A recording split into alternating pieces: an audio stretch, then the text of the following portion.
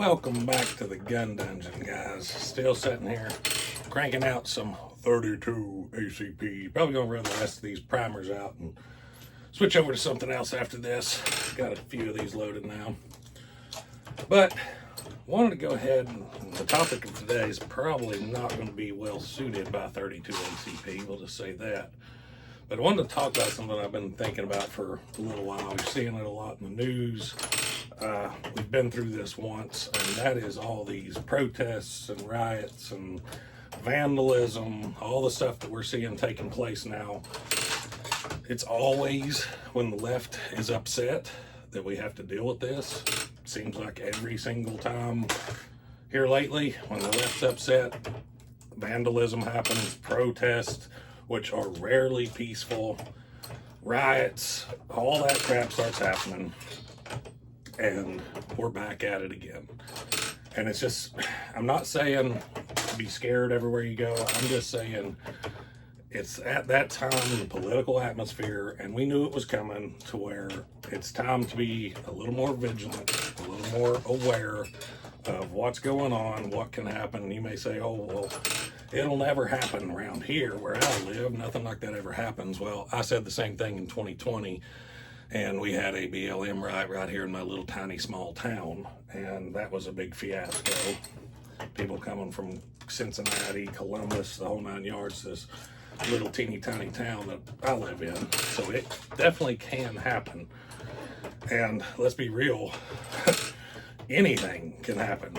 When did you think you would ever see liberals burning electric cars? I mean, come on, we never saw that one coming either. So don't be surprised by anything. It's something that it's going to affect mostly everybody in some way, some form, some fashion, somewhere. It's just a matter of how bad, how extreme things get.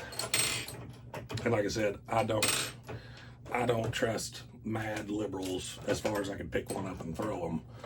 And I've been hitting the gym, but I still can't throw one very far.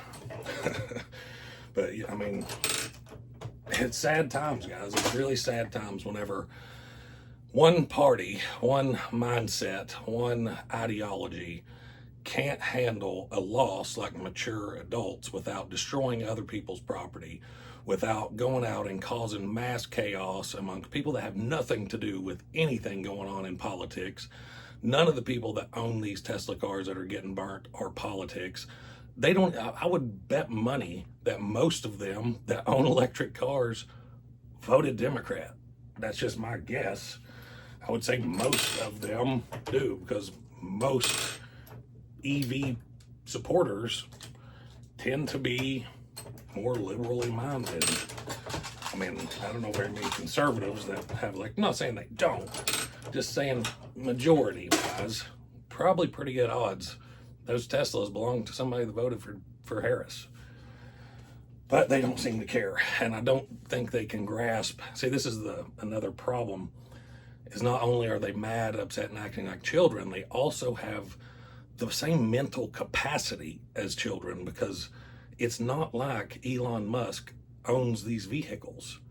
You know what's going to happen? Insurance is going to pay for those vehicles, and then they're going to buy another one, and it's going to give Elon more money, and it's going to cost people that have vehicle insurance, it's going to cost them money, because now insurance companies are going to raise rates, raise premiums, do something to cover the loss of all these very expensive vehicles that they're now having to replace.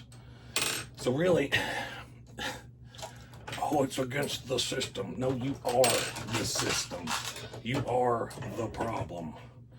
But, you know, from our personal lives and our personal standpoint, guys, I'm not putting up with that kind of crap. If they block streets, if they protest and are getting violent, so be it. I'm standing my ground. I'm constantly armed. I'm at the point I don't even care. Do what you want to do. I'm gonna do what I want to do. It's ridiculous. I'm sick of it. I'm sick of one side constantly causing the problems, and it's like nobody wants to call that out. Nobody wants to talk about that.